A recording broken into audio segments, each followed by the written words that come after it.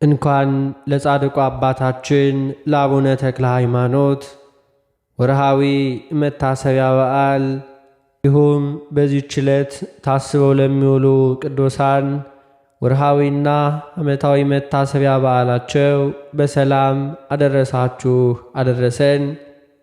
በስመ አብ ወወልድ ወመንፈስ ቅዱስ አሐዱ አምላክ አሜን። ውድ የተከበራችሁ የአሐዱ ሚዲያ መርሃ ግብር ተከታታዮች እንደምን ቆያችሁ? ይህን መርሃ ግብር ሁል ጊዜ በኢትዮጵያ የሰዓት አቆጣጠር ከምሽቱ 4 ሰዓት እየገባችሁ መከታተል ትችላላችሁ። የተከበራችሁ የልዑል እግዚአብሔር ቤተሰቦች፣ የእናታችን የቅድስት ድንግል ማርያም የአስራት ያደራ ልጆች፣ የቅዱሳን መላእክት፣ የቅዱሳን ጻድቃን፣ የቅዱሳን ሰማዕታት ወዳጆች በልዑል እግዚአብሔር አምላክ ፍጹም ሰላምታ እንደምን ቆያችሁ እያልን ከዚህ በመቀጠል ግንቦት 24 ቀን የቅዳሴውን ምስባክና በቅዳሴ ጊዜ የሚነበበውን ምንባብ እናሰማለን። መዝሙር 78 ቁጥር 43 በግብፅ ያደረገውን ታምራቱን በጣኔዎስም በረሃ ያደረገውን ድንቁን ወንዞቻችንም ወደ ደም ለወጠ። ዘገ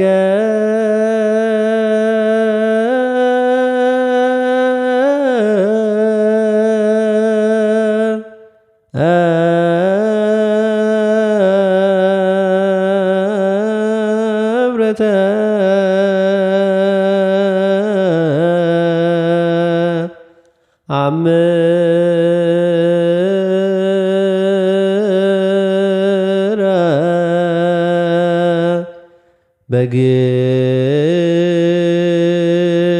በግብፅ ወመክረ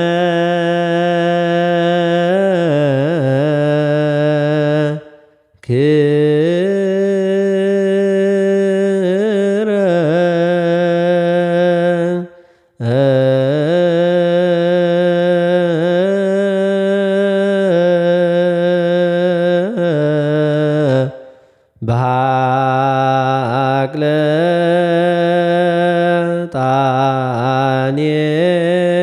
ጣኔን ወስ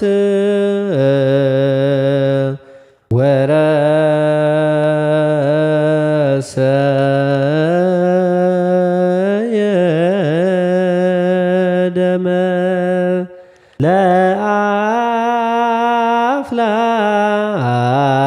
ለአፍላጊሆ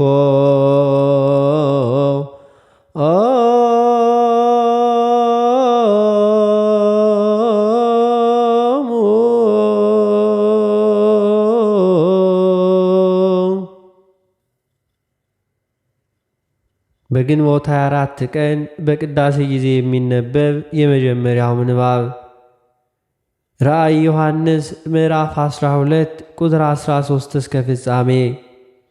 ቃሉም እንዲህ ይላል። ዘንዶውም ወደ ምድር እንደ ተጣለ ባየ ጊዜ ወንድ ልጅ የወለደችውን ሴት አሳደዳት። ከእባቡም ፊት ርቃ አንድ ዘመናትም ዘመንም እኩሌታ ወደምትመገብበት ወደ ስፍራዋ ወደ በረሃ እንድትበር ለሴቲቱ 2 የታላቅ ንስር ክንፎች ሰጣት። እባብም ሴቲቱ በወንዝ እንድትወሰድ እንዲሁ ሊያደርግ ወንዝ የሚያህል ውሃ በአፉ በስተኋላ ፈሰሰ። ምድሪቱም ሴቲቱን ረዳቻት። ምድሪቱም አፏን ከፍታ እንዲሁ ዘንዶ ከአፏ ያፈሰሰውን ወንዝ ዋጠች። ዘንዶውም በሴቲቱ ላይ ተቆጥቶ የእግዚአብሔርን ትእዛዝ የሚጠብቁትን የኢየሱስን ምስክር ያላቸውን ከዘሯ የቀሩትን ሊዋጋ ሄደ። በባሕርም አሸዋ ላይ ቆመ። በግንቦት 24 ቀን በቅዳሴ ጊዜ የሚነበብ ሁለተኛው ምንባብ የሐዋርያው የቅዱስ ጴጥሮስ መልእክት አንደኛ ጴጥሮስ ምዕራፍ 1 ቁጥር 8 እስከ ቁጥር 13 እርሱንም ሳታዩት ትወዱታላችሁ፣ አሁንም ምንም ባታዩት በእርሱ አምናችሁ የእምነታችሁን ፍጻሜ እርሱም የነፍሳችሁን መዳን እየተቀበላችሁ በማይነገርና ክብር በተሞላበት ሐሴት ደስ ይላችኋል። ለእናንተም ስለሚሰጠው ጸጋ ትንቢት የተናገሩ ነቢያት ስለዚህ መዳን ተግተው እየፈለጉ መረመሩት። በእነርሱም የነበረ የክርስቶስ መንፈስ ስለ ክርስቶስ መከራ ከእነርሱም በኋላ ስለሚመጣው አስቀድሞ እየመሰከረ በምን ወይም እንዴት ባለ ዘመን እንዳመለከተ ይመረምሩ ነበር። ለእርሱም ከሰማይ በተላከ በመንፈስ ቅዱስ ወንጌልን የሰበኩላችሁ ሰዎች አሁን ባወሩላችሁ ነገር እናንተን እንጂ ራሳቸውን እንዳያገለግሉ ተገለጠላቸው። ይህንም ነገር መላእክቱ ሊመለከቱት ይመኛሉ። በግንቦት 24 ቀን በቅዳሴ ጊዜ የሚነበብ ሦስተኛው ምንባብ የሐዋርያት ሥራ ምዕራፍ 12 ቁጥር 20 እስከ ፍጻሜ። ቃሉም እንዲህ ይላል። ከጢሮስና ከሲዶና ሰዎች ጋር ተጣልቶ ነበር። በአንድ ልብ ሆነው ወደ እርሱ መጡ። ንጉሡንም ቢትወደድ ብላስጦስን እሺ አሰኝተው ዕርቅ ለመኑ። ሀገራቸው በንጉሥ ሀገር ምግብ ያገኝ ነበርና። በተቀጠረ ቀንም ሄሮድስ ልብሰ መንግሥቱን ለብሶ በዙፋን ተቀመጠ። እነርሱንም ተናገራቸው። ሕዝቡም የእግዚአብሔር ድምፅ ነው የሰው አይደለም ብሎ ጮኸ። ለእግዚአብሔር ክብር ስላልሰጠ ያን ጊዜ የጌታ መልአክ መታው፣ በትልም ተበልቶ ሞተ። የእግዚአብሔር ቃል ግን ያድግና ይበዛ ነበር። በርናባስና ሳውል ግን አገልግሎታቸውን ፈጽመው ከኢየሩሳሌም ተመለሱ። ማርቆስ የተባለውን ዮሐንስንም ከእነርሱ ጋር ይዘውት መጡ። በግንቦት 24 ቀን በቅዳሴ ጊዜ የሚነበብ የወንጌል ምንባብ የማቴዎስ ወንጌል ምዕራፍ 2 ቁጥር 13 እስከ ቁጥር 16። ቃሉም እንዲህ ይላል። እነርሱም ከሄዱ በኋላ እነሆ የጌታ መልአክ በሕልም ለዮሴፍ ታይቶ ሄሮድስ ሕፃኑን ሊገድለው ይፈልገዋልና ተነሳ፣ ሕፃኑንም እናቱንም ይዘህ ወደ ግብፅ ሽሽ፣ እስክነግርህም ድረስ በዚያ ተቀመጥ አለው። እርሱም ተነስቶ ሕፃኑንና እናቱን በሌሊት ያዘና ከጌታ ዘንድ በነቢይ ልጄን በግብፅ ጠራሁት የተባለው እንዲፈጸም ወደ ግብፅ ሄደ። ሄሮድስም እስኪሞት ድረስ በዚያ ኖረ። ስለ ቃሉ የጌታችን የአምላካችን የመድኃኒታችን የኢየሱስ ክርስቶስ ስሙ የከበረና የተመሰገነ ይሁንልን። የተከበራችሁ የልዑል እግዚአብሔር ቤተሰቦች፣ ከዚህ በመቀጠል በሰኞ ዕለት የሚነበበውን የጻድቁ አባታችን የአቡነ ተክለ ሃይማኖትን ገድሉን እናሰማለን። በስመ አብ ወወልድ ወመንፈስ ቅዱስ አሐዱ አምላክ አሜን። አንድ አምላክ በሚሆን በአብ በወልድ በመንፈስ ቅዱስ ስም አምኜ በአብ ስም እናገራለሁ፣ በወልድ ስም አምናለሁ፣ በመንፈስ ቅዱስ ስም አመልካለሁ። በስም አብ አውሎግሶን ማለት ለመናገር መብት ይስጠኝ ማለት ነው። የእግዚአብሔር አብ ባለሟሎች ቸሮች አማላዶች የምትሆኑ እግዚአብሔር የልቦናዬን ዓይን ብርሃን ያድርገልኝ ዘንድ አሳስቡልኝ። እግዚአብሔር ያከበረው ቸር የአብ የወልድ የመንፈስ ቅዱስ ተክል የሚሆን ተክለ ሃይማኖት ከሠራው ከብዙ ሥራው ጥቂት እንነግራችሁ ዘንድ የእግዚአብሔር አብ ወዳጅ ሰማይ እንደ ጣሪያ ምድርን በውሃ ላይ እንደ ዝጋጃ የዘረጋ እርሱ ድንቅ ረቂቅ የሚሆን የጌትነቱን ምስጢር ትነግር ዘንድ አዎን ዓይነ ልቦናህ ብሩህ ያድርግልህ እላለሁ። መጉደል ከሌለበት ከጌትነቱ ባሕር እንዲሁ ቀርተ ታረካን ዘንድ ማለትም ፈጽመ ትነግረን ታስተምረን ዘንድ በበጎ ሥራ የሚጋደል የክቡር አባታችን የአቡነ ተክለ ሃይማኖትን ነገር ትነግረን ዘንድ ብሩህ በሚሆን በጌትነቱ ዕውቀት ልቡናን ብሩህ ያድርግልህ በእውነት ለዘላለሙ አሜን። በባሕሪ በሕልውና አንድ አምላክ በሚሆን በሦስቱ ስም አምናለሁ። ማለትም ቅድመ ዓለም ከአብ ያለ እናት መወለዱን አምናለሁ፣ እረዳለሁ፣ በእምነቴም እጸናለሁ ማለት ነው።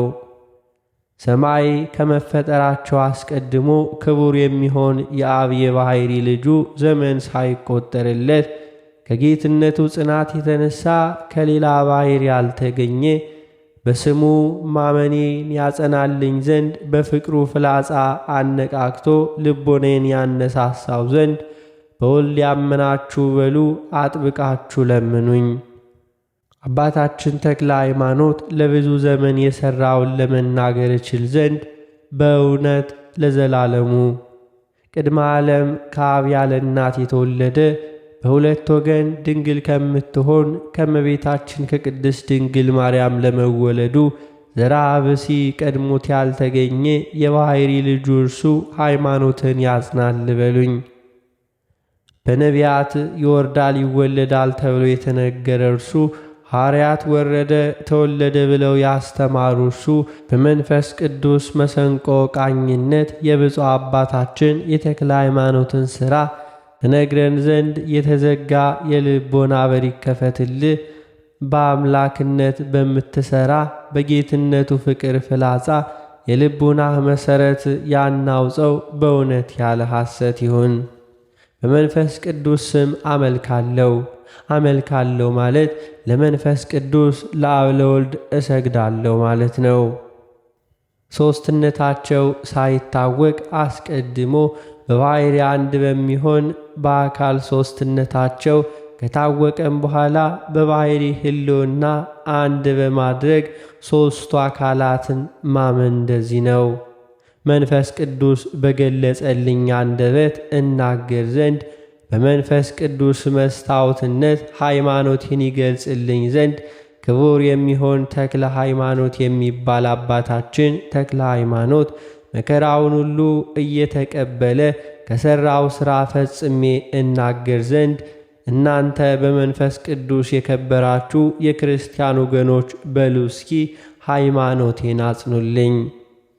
በእውነት ሃይማኖትህን ያጽናልህ፣ አንደበትህን ይግለጽልህ። መንፈስ ቅዱስ በአንተ አድሮ ይናገር። በሰናዖር 72 ቋንቋን የገለጸ መንፈስ ቅዱስ ነውና በሐዋርያት ላይ አድሮ በ72 ቋንቋ እንዲሁ ያናገረ መንፈስ ቅዱስ ነውና በእሳት አምሳል ያደረባቸው 72 ቋንቋ የገለጸላቸው መንፈስ ቅዱስ ነውና አንተ የእግዚአብሔር ወዳጅ ለአንተም እንደነሱ መንፈስ ቅዱስ ይግለጽልህ፣ በእውነት ያለ ሐሰት ይሁን።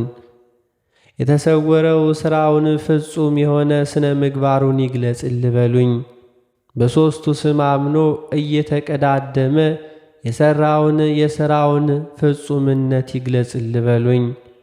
ይህ ክቡር አባታችን ተክለ ሃይማኖትም ካንተ ጋር ይኑር፣ በመዓልትም በሌሊትም በረድኤት አይለይ በሉኝ።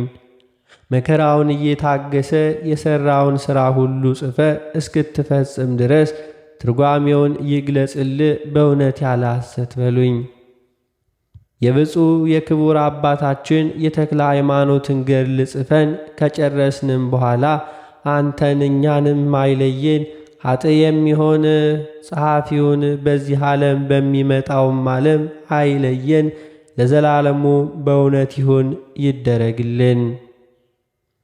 አብን ወላዲ ብለን ወልድን ተወላዲ ብለን መንፈስ ቅዱስን ሰራጺ ብለን ምንም ላጠይቆት አካላት ሦስት ስላል በአካል ሦስት በባሕሪ በሕልውና አንድ አምላክ ብለን አምነን በጌታችን በኢየሱስ ክርስቶስ አጋዥነት ንጹሕ ክቡር የሚሆን የጻድቁ የአባታችን የአቡነ ተክለ ሃይማኖትን ገድለ መጽሐፍ እንጀምራለን።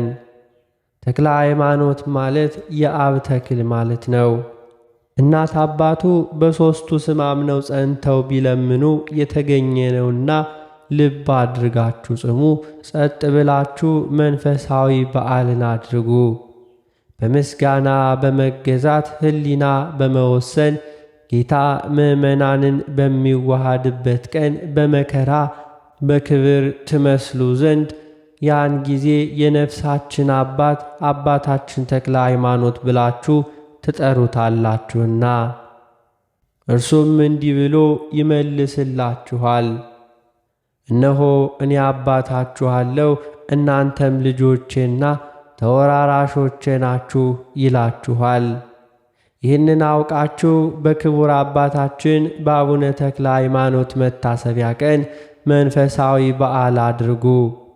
ዛሬ በዚች ቀን እንደ ትንሣኤ አድርጎ ዝክሩን የሚዘክር ሰው ሁሉ በምስጋና ጸሎት በማድረግ ጧፍ፣ ዕጣን በመስጠት መሥዋዕት በማቅረብ የታረዘ በማልበስ የተራበ በማብላት ፍጹም አባት የተክለ ሃይማኖት ይለው ዘንድ ይገባዋል። እርሱ እኔ አባትህ አለውልህ ይለዋል። ምእመናን በሚወርሷት በመንግሥተ ሰማያት ከእርሱ ጋር ያኖረዋል።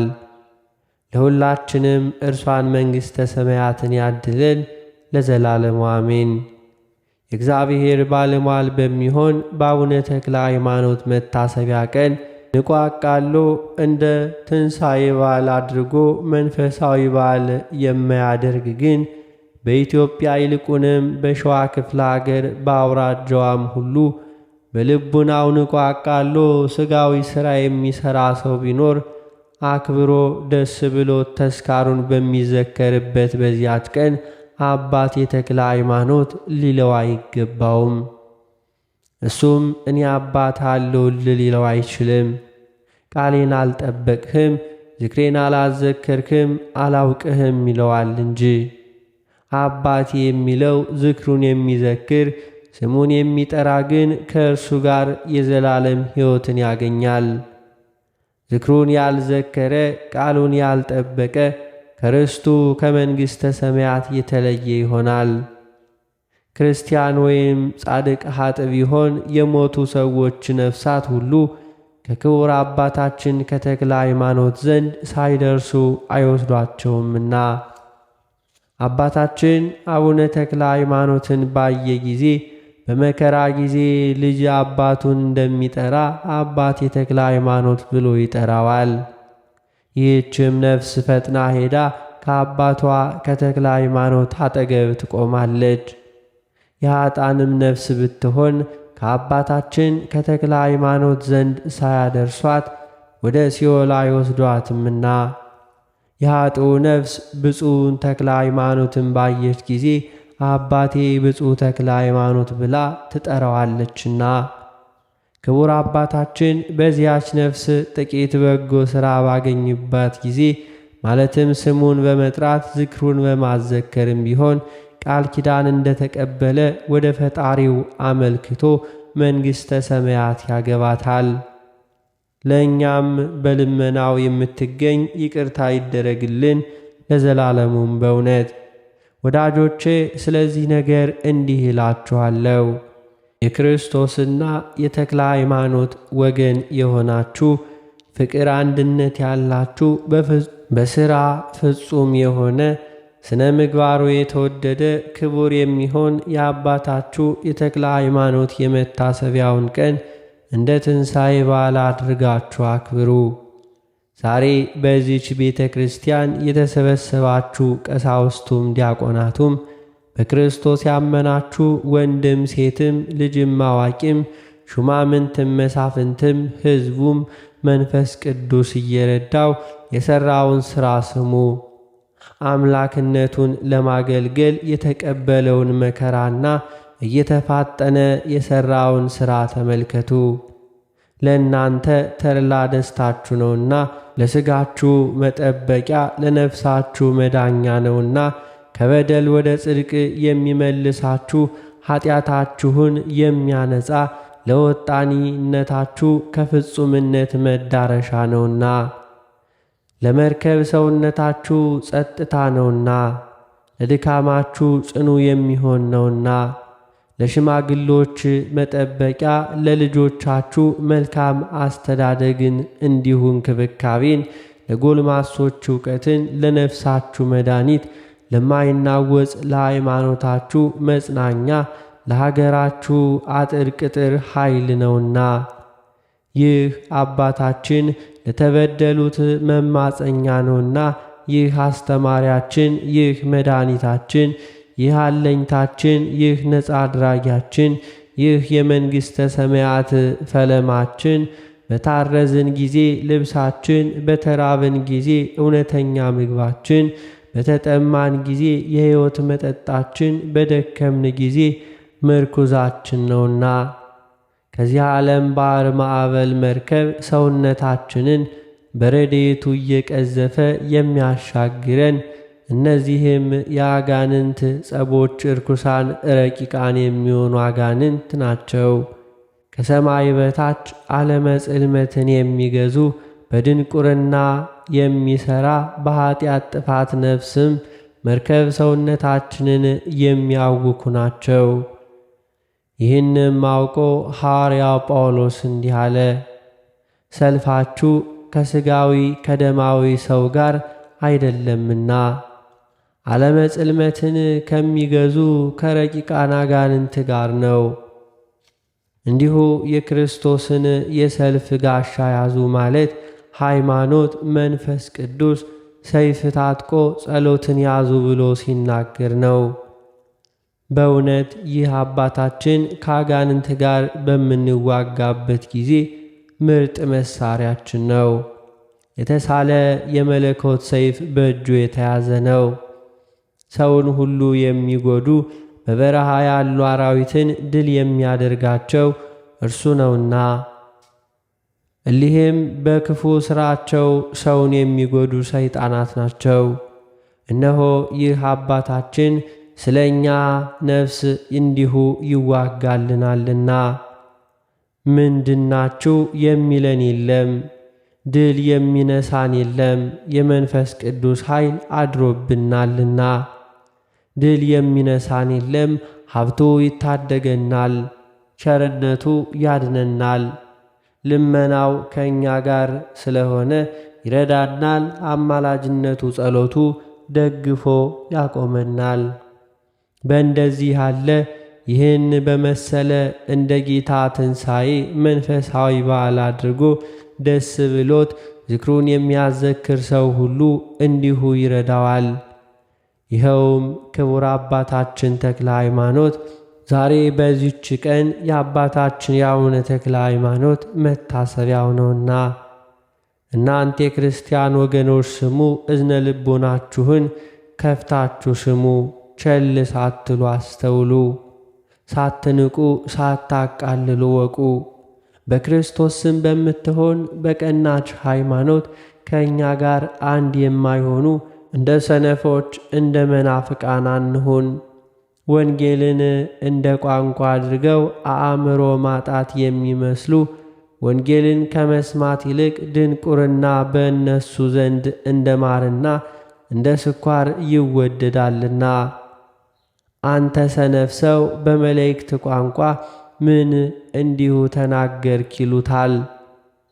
ጌታ ባስተማራት በወንጌል የማያምን ሰው እንዲሁ ነገርክን በጨረስክ ጊዜ ምን ትላለህ ይልሃል፣ አእምሮ ማጣት ይመስለዋልና። ስለዚህ ነገር ሲራክ እንዲህ ብሎ ተናገረ። ለማይሰማ ሰው ትምህርት የሚያስተምር በአሸዋ ላይ ካብን የሚክብ ሰውን ይመስላል። ለሚሰማ ሰው የሚያስተምር ግን ምርጥ ዘር በለሰለሰና በጥልቅ መሬት ላይ የሚዘራ ሰውን ይመስላል አለ። ዳግመኛም ብልህን ምክር አስተምረው፣ ዕውቀትን ጨምር። እንዲሁ ሰነፍ ሰው ግን ብትመክረው ብታስተምረው በምን ይሰማሃል? ነገርክን አይቀበለውምና ሲወድህ የነበረው ይጠላሃል እንጂ። ዳዊትም እንዲህ ብሏል፣ ኀጢአቱ ፍዳን አስከትላ በመጣች ጊዜ እንዲሁ ይጠላታል። ስለዚህ ሰነፍ ሰውን ብትመክረው ይጠላሃል። ወዳጆቼ እናንተ ግን ዛሬ ተድላ ደስታ በምታደርጉበትና በምታርፉበት ሕይወት የምታገኙበት ተስፋችሁን የምታገኙበት ቀን ነው። መሥዋዕት የምታቀርቡበት ነው። መድኃኒተ ነፍስ የምታገኙበት ነው። ፍቅር አንድነት የምታደርጉበት ነውና የንጹሕ የክቡር አባታችን የአቡነ ተክለ ሃይማኖትን ነገር ስሙ። መጽሐፍ እንዲህ አለ፣ የጻድቃንን ነገር በመስማት ኃጥአን ይደሰታሉ። ደስ ያላቸው የምዕመናንን ነገር መስማት ያዘኑ ሰዎች ደግሞ ደስ ይላቸዋል። መከራን የሚታገሱ ሰዎች ነገር በመስማት ድል የሚሆኑ ሰዎች እንዲሁ ይበረታሉ። ራሳቸውን የሚያዋርዱ ሰዎችን ነገር በመስማት ትዕቢተኞች ይዋረዳሉ። የቅዱሳንን ነገር በመስማት ኃጢአትን የሚሰሩ ሰዎች ወደ ንስሐ ይመለሳሉ። የምዕመናንን ነገር በመስማት የሚክዱ ሰዎች ወደ ሃይማኖት ይመለሳሉ። ነቢይ ይህን ሁሉ አውቆ የቅዱሳንን ነገር በመስማት በዚህ ዓለም ያሉ ሰዎች ደስ ይላቸዋል ብሎ ተናግሯልና፣ ስለዚህ ነገር ስሙኝ እላችኋለሁ። ከማር ከስኳር ይልቅ የሚጣፍጥ ከወርቅ ከብር ዕንቁ ይልቅ የሚወደድ የክቡር የብፁዕ አባታችን የአቡነ ተክለ ሃይማኖትን ነገር ስሙ። ሥራው ያማረ የተወደደ በሥራው ሁሉ ፍጹም የሆነ እንዲሁ ስነ ህላዌው ልቡናን ደስ የሚያሰኝ አቃንቶ የሚያነብና የሚሰማ ሰው አጥንትን የሚያለመልም ክቡር አባታችን ተክለ ሃይማኖት ደግሞ የሠራውን ገድል ስሙ። የተክለ ሃይማኖት ወገን የሆነ እየጻፈ እንዲህ ይላል። እየፈራ እየተንቀጠቀጠ ይናገራል፣ እየደነገጠ ይተረጉማል። እንዲህም ብሎ ይመልሳል፣ እያከበረ ያመሰግናል። ልቦናችሁን ጸጥ አድርጋችሁ ስሙ። በአካል ሦስት በባሕርይ በሕልውና አንድ አምላክ በሚሆን በአብ በወልድ በመንፈስ ቅዱስ ስም ተጀምሮ የሚነበብ ጌትነት መስገድ ምስጋና ገንዘቡ የሚሆን ያለመለየት ያለመለወጥ በመለኮት አንድ የሚሆን ለሀገራችን ለኢትዮጵያ ፍጹም ሰላምን ይስጥልን ለዘላለሙም። በእውነት በጎ ነገር ትሰሙ ዘንድ ኑ ተሰብሰቡ፣ ኑ ፈጥናችሁ ተሰብሰቡ። የተጠማ ወደ ፈሳሽ ውሃ ፈጥኖ እንዲሄድ የአባታችሁን የክቡር ተክለ ሃይማኖትን ገድል ሰምታችሁ ልቦናችሁ ይረካ ዘንድ አቤቱ ጌታዬ የሠራኸውን ሥራ ፈጽሜ እነግርህ ዘንድ አፌን መልቼ እንድናገር አድርገኝ። በሥልጣኑ ያደረገውን ታምር እናገር ዘንድ ፍጹም ዕውቀትህን አሳድርብኝ። ለአገልጋዮች ለምእመናን እናገር ዘንድ ክቡር አባታችን ተክለ ሃይማኖት መከራውን እየታገሰ የሠራውን እንድናገር አድርገኝ። በእውነት ለዘላለሙም ይሁን። በአካል ሦስት በባሕርይ በሕልውና አንድ አምላክ በሚሆን በእግዚአብሔር ስም አምነን ባለመለያየት ሦስት የሚሆን ባለመፋለስ አንድ የሚሆን ከመታሰብ መለኮቱ የማይመረመር እንዲሁ በሥልጣን አንድ የሚሆን ባለመፈራረቅ በግዛት አንድ የሚሆን በመመሳሰል በአካል የተካከሉ ለእርሱ ብቻ ስግደት መገዛት የሚገባው ንዑድ ክቡር የሚሆን አባታችን ደግሞ የሠራውን ሥራ እንጽፍላችኋለን፣ እናሰማችኋለን። እንግዲህ ወደ ቀደመ ነገራችን የክቡር አባታችን የተክለ ሃይማኖትን ልደት መቁጠሩን እንመለስና ብርሃነ መስቀልም ሕይወተ ብርሃንን በጽዮን ወለደ። ይኸውም ኖላዊ እግዚእ ይባላል። ሕይወተ ብርሃንም በጽዮን ሴትን ወለደ። ሴትም ወረደ ምሕረትን ወለደ። እንዲሁም ወረደ ምሕረትም ዘርአ ዮሐንስን ወለደ። ይኸውም ክቡር ጸጋ ዛብ ነው። እርሱም ክቡር አባታችን አቡነ ተክለ ሃይማኖትን ወለደ። ከአዳም ጀምሮ 61 ትውልድ ሲሆን ከአዛርያስ ጀምሮ ቢቆጠር 27 ትውልድ ይሆናል። የክቡር አባታችን የተክለ ሃይማኖት ልደቱ እንደዚህ ነው። በዘመናቸው ሊቀ ካህናት ሆነው ተሹመው የከበሩ እንዲሁም ስመጥር የሆኑ አባቶቹ አስቀድሞ የጠራናቸው ሙሴ የሕዝቡን አለቆች ምስክር የሆኑ ዘንድ እንደመረጣቸው እኛም የሕዝብ አለቆች የሚሆኑ አባቶቹን ስማቸውን ጠርተን እንዲሁ በተውነው ነገር እንዳይበዛ ለነገራችን ምስክር የሆኑ ዘንድ ብቻ ነው። አባቶቻችን በጻፉት መጽሐፍት የአባታችን ልደት እንደዚህ ተገኘ። ዘር ከቡቃያ ጋር መኸር ከቃርሚያ ጋር አንድ ሆኖ ተገኘ ብሎ የተናገረው ነገር ደረሰ፣ ተፈጸመ። የክቡር አባታችን የአቡነ ተክለ ሃይማኖትና የእነዚህ ክቡራን አባቶቻችን በረከት ከሁላችን ጋር ትደረግ ለዘላለሙም በእውነት ያለ ሐሰት ይሁን። እነሆ የአባታችን የተክለ ሃይማኖት የአባቶቹ የሌዋውያን ልደት ቁጥራቸውን እንዲሁ ነገርናችሁ። መናገራችን የእነርሱ ሥጋዊ ልደት ክብርን ሽተን አይደለም፣ የኦሪትንና ሕግንና ግርዘትን ሥራም እንዲሁ አስተምረናል ብለን ነው እንጂ። ከአዛርያስ እስከ እንበረም እስከ ክቡር አባታችን ተክለ ሃይማኖት ድረስ እኛ የማጥመቃቸውን ክብር ሽተን ነው እንጂ ጌታችን ኢየሱስ ክርስቶስ ያስተማራትን ወንጌልም አስተምረናል ብለን እንዲሁ የሥጋ ልደታቸውንስ ክብርን ሽተን ቢሆን የክቡራን መጻሕፍትን ምስክር እየጠራን በነገርናችሁ ነበር። ቀድሞ መጀመሪያ ከኦሪት ሁለተኛም ከመጽሐፈ ነገሥት ሦስተኛም አባቶቻችን ነገርን የሚናገር መጽሐፈ ታሪክ እንዲሁ እያመጣን በነገርናችሁ ነበር።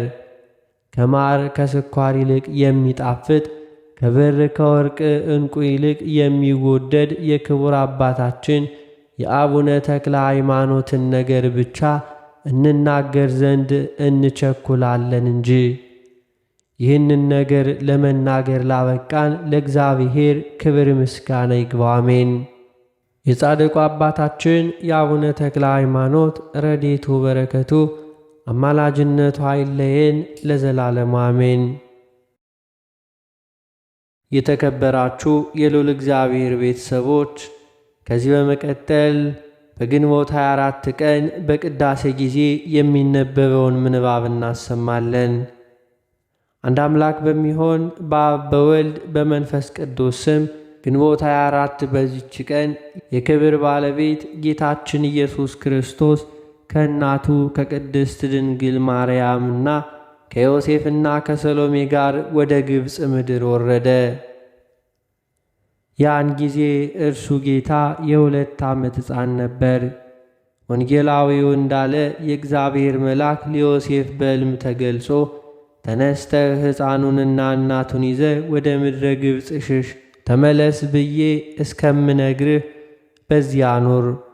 የጌታችንም ወደ ግብፅ መምጣት እንዲሁ ስለ 2 ሥራዎች ነው።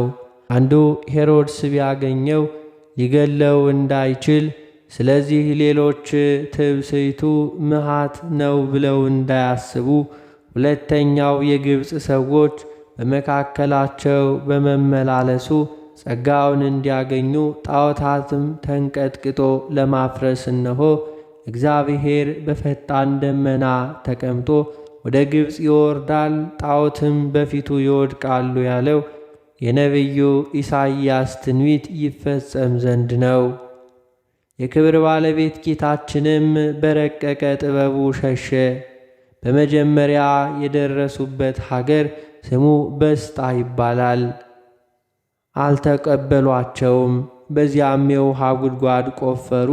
ያችም ውሃ ለሩቆች ፈሳሽ ስትሆን ለዚያች ሀገር ሰዎች ግን መራራ ሆነች። ከዚያም በገምኑዲ መንገድ ተጉዘው ወንዝ ተሻግረው ወደ ምዕራብ ደረሱ። የክብር ባለቤት ጌታችን ኢየሱስ ክርስቶስም ተረከዙን በዓለት ላይ አደረገ። በተረከዙም አምሳል በዓለት ላይ በተቀረጸች እስከ ዛሬም ያችን ቦታ የጌታችን የተረከዝ ቅርጽ ተባለች። ጌታችንም እመቤታችን ቅድስት ድንግል ማርያምን እናቴ ሆይ በዚች ቦታ ቤተ ክርስቲያን በስምሽ ይሰራ ዘንድ እንዳለው እወቂ፣ በውስጡም ድንቅ ታምራትን አድርጋለሁ፣ ስሙም ደብረ ምጥማቅ ይባላል አላት። ከዚያም ወደ ፀሐይ መግቢያ ወዳለው ባሕር ሄዱ። የአስቄጥስንም በረሃ ዱር በሩቅ አዩ። ጌታም በላዩ ባረከ። እናቱንም እናቴ ሆይ በዚህ ዱር ውስጥ ብዙ ሰዎች መነኮሳት ሆነው በገድልም ተጸምደው በመላእክትም አምሳል ያገለግሉኛል እንዲሁም አላት። ከዚያም በፀሐይ መውጫ በኩል ወዳለ ተራራ ሄዱ። ዮሴፍም የሚመረኮዘው በትር በእጁ ነበር። ጌታችንም ይህ ቦታ የሚያቃጥል በረሃ ነውና እንቀመጥ አለ። እንዲሁ ጌታችን በዮሴፍ በትር አንስቶ ሰበራት። ጥቃቅን ስብባሪዎች አድርጎ በዚያ ቦታ ተከላቸው። በከበሩ እጆቹ ጉድጓድ ማሰ። መዓዛው የሚጣፍጥ ውሃ ፈልቆ ፈሰሰ። ከዚያም ውሃ በመሃል እጁ እየዘገነ የተከላቸውን ስብባሪዎች አጠጣቸው። ወዲያውኑ በቀሉ፣ አድገው ታላቅ ዛፍ ሆኑ። ከእነርሱም ጫፍ ሽታ ሸተተ። እነርሱም እንዲሁ ከሽታዎቹ ሁሉ እጅግ የሚጣፍጥ ነው። በለሳን ብሎ ጠራቸው። እናቱን ድንግል እመቤታችንን እናቴ ሆይ ይህ የተከልኩት በለሳን እስከ ዓለም ፍጻሜ ከዚህች ይኖራል። የክርስትና ጥምቀትም በአብ በወልድ በመንፈስ ቅዱስ ስም ለሚጠመቁ ከእርሱ ቅባት ይገኛል አላት። የዚያም ስም መጠሪያ ነው። ከዚያም ብህንሳ ወደሚባል ሀገር ሄዱ። ትርጓሜው ቤተ ኢየሱስ የሆነ በኢየሱስ ወደሚባል ቦታ ጌታችን ኢየሱስ ክርስቶስ በሽታውን ደዌውን ሁሉ የሚፈውስ የውሃ ጉድጓድ አደረገ።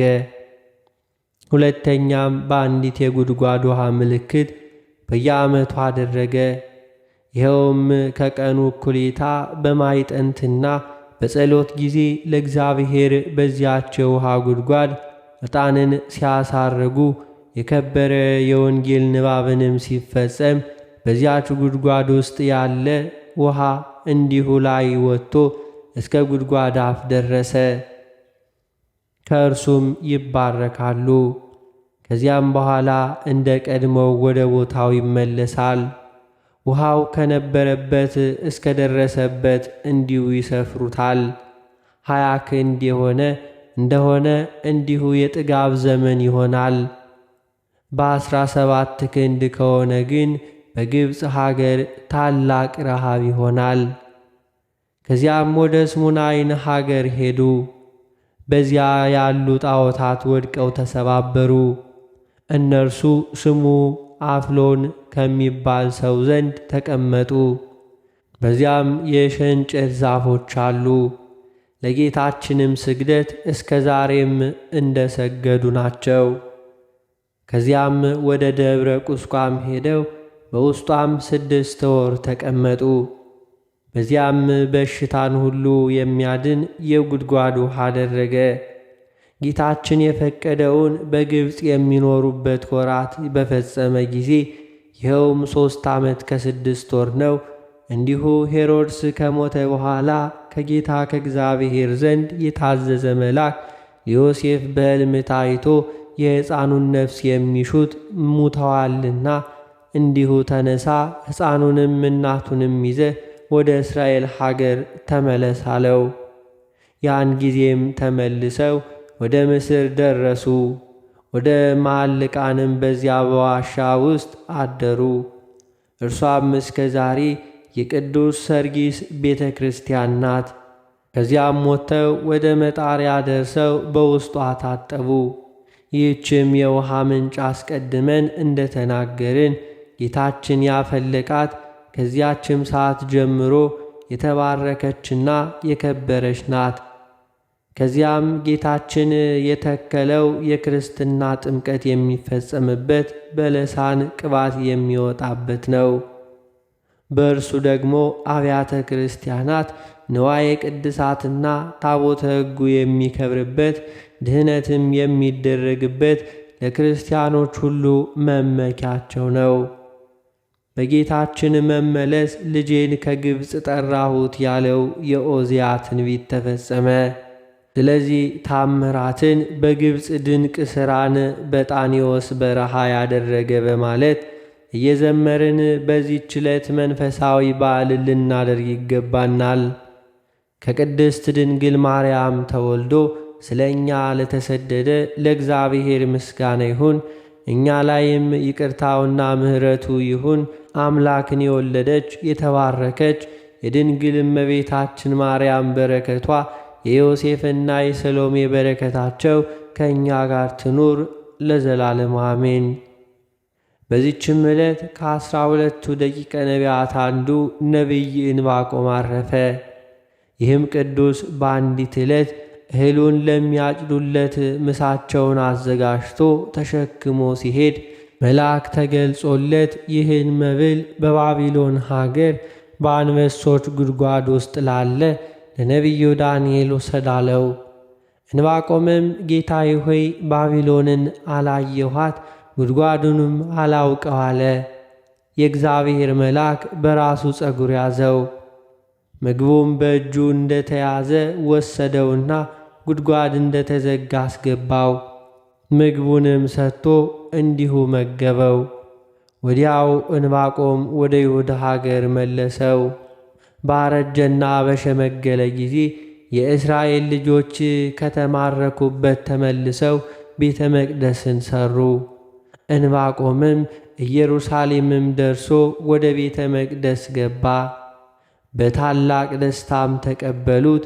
ትንቢቱን እንዲሁ ሊሰሙ ወደ እርሱ ተሰበሰቡ። አፉንም ከፍቶ በመንፈስ ቅዱስ እንዲህ አለ። አቤቱ ድምፅህን ሰማው፣ ሰምቼም ፈራው፣ ሥራህንም አይቼ አደነቅኩ አለ። ስለ መድኃኒታችንም መውረድና በይሁዳ ክፍል በሆነች በቤተልሔም ስለ መወለዱ ሲናገር የተመሰገነ እግዚአብሔር ግን ከፋራን ተራራ ከቴማን ከይሁዳ አውራጃ ይመጣል ብሎ እስከ መጨረሻው ተናገረ። ከነቢያት መጻሕፍትም ጋር ደምረዋል። ከዚህም በኋላ ከእስራኤል ልጆች አንዲት ሴት ወደ እርሱ መጣች። እያለቀሰችም እንዲህ አለችው፣ 2 ልጆች ነበሩኝ፣ ጣዖት እንዲያመልኩ እንዲሁ ፈለጓቸው። እምቢ ባሉም ጊዜ ገድለው በጎዳና ላይ ጣሏቸው። ተገድለው ወዳሉበት አብርሆት ሄደ። ነፍሳቸውን ይመልስላቸው ዘንድ እግዚአብሔርን ለመነው። ልመናውን ተቀብሎ በሕይወት አስነሳቸው። ዕረፍቱም በቀረበ ጊዜ ዘመዶቹን ጠራቸው። እንደሚሞት ነገራቸውና አንዲት ሰዓት ያህል ወደ ላይ የተመለከተ ተቀመጠ። እነሆ እንደ አንድ ሰው ክንድ ያለች ታላቅ ክንድ የቤቱን ጣሪያ ሰንጥቃ ወረደች። ወደ አፉም ተዘግታ ነፍሱን ወሰደች። ያን ጊዜም አረፈ። በክርስቲያናዊ ንጉሥ በአንስጣሴዎስ ዘመን እንዲሆነ ገድሉም ባነበበ ጊዜ አድንቆ በግብፅ ደቡብ ቀርጣስ በሚባል ቦታ በስሙ ቤተ ክርስቲያን ሠራለት። እርሷም በዚች ቀን ከበረች። ለእግዚአብሔር ምስጋና ይሁን፣ በረከቱ ከእኛ ጋር ትሁን ለዘላለሙ አሜን። በዚችም ዕለት የእንጽናን ሀገር የከበረ ቀሲስ አብቆልታ በሰማዕትነት አረፈ። ይህም ባለመድኃኒት ነው። ለበሽተኞች በጎ ሥራ በመሥራት ያለ ዋጋ ያክማቸዋል። ደግሞም የሚበሉትን፣ የሚጠጡትን፣ የሚለብሱትን፣ የሚሹትን ሁሉ ይሰጣቸዋል። በዚያም ወራት ወደ ሰዓዲድ አውራጃ ወደ መኮንኑ አርያኖስ ዲዮቅልጥያኖስ ላከ። የዚያችን ሀገር ሰዎች ለጣዖታት እንዲሰግዱ ያስገደዳቸው ዘንድ በዚያንም ጊዜ ይህ ቅዱስን ያዘ። ወደ ስሙናይን ወስደው በመኮንኑ ፊት አቆሙት። መኮንኑም ወደ እርሱ ይመልሰው ዘንድ በጎ ቃልን ተናገረ። ሊመልሰውም ባልቻለ ጊዜ ቆዳው እስኪሰነጣጠቅ እንዲገርፉ ታዘዘ። ከዚያም በኋላ በሕይወት እያለ በእሳት አቃጠሉት። ገድሉንም በዚህ ፈጸመ። ምዕመናንም መጥተው በርኑን ወሰዱ። እንዲሁም ከከተማው ደቡባዊ በሆነ ተራራ ላይ ገንዘው በክብር ቀበሩት። ለእግዚአብሔር ምስጋና ይሁን፣ በረከቱም ከእኛ ጋር ትኑር ለዘላለሙ አሜን። በዚችም ዕለት የአሮን ልጅ የአልዓዛር ዕረፍቱ ሆነ። ደግሞም የአርከሌድስ፣ የቴፍላስ፣ የማርዮ መታሰቢያቸው ነው። በረከታቸው ከእኛ ጋር ትኑር ለዘላለሙ አሜን። አነሳስቶ ላስጀመረን አስጀምሮ ላስፈጸመን ለጌታችን ለአምላካችን ለመድኃኒታችን ለኢየሱስ ክርስቶስ ክብርና ምስጋና ይገባዋል፣ ዛሬም ዘወትርም ለዘላለሙ አሜን።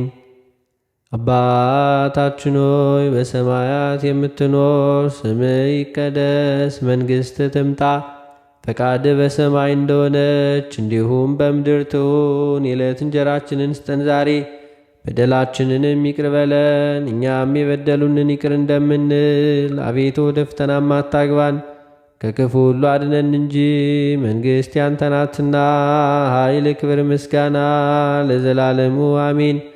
እመቤታችን ቅድስት ድንግል ማርያም ሆይ በመልአኩ በቅዱስ ገብርኤል ሰላምታ ሰላም እንልሻለን። በሐሳብሽ ድንግል ነሽ፣ በሥጋሽም ድንግል ነሽ። የአሸናፊ እግዚአብሔር እናት ሆይ ሰላምታ ላንቺ ይገባሻል። ከሴቶች ሁሉ ተለይተሽ አንቺ የተባረክሽ ነሽ፣ የማኅፀንሽ ፍሬ የተባረከ ነው። ጸጋን የተመላሽ ቅድስት ሆይ ደስ ይበልሽ፣ ሉል እግዚአብሔር ከአንቺ ጋር ነውና ከተወደደው ልጅሽ ከጌታችን ከመድኃኒታችን ከኢየሱስ ክርስቶስ ዘንድ ይቅርታና ምሕረቱን ለምኝልን ኃጢአታችንንም ያስተሰርይልን ዘንድ ለዘላለሙ አሜን።